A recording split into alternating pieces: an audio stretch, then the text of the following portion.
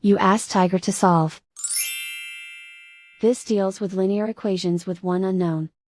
The final result is a equals 2. Let's solve it step by step. Simplify the expression. Expand the parentheses. Multiply the coefficients. Simplify the arithmetic.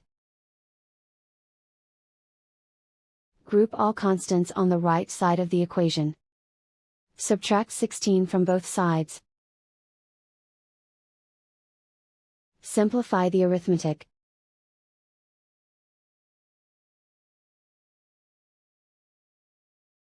Isolate the a. Divide both sides by 56. Simplify the fraction. Find the greatest common factor of the numerator and denominator. Factor out and cancel the greatest common factor. And so the final result is a equals 2.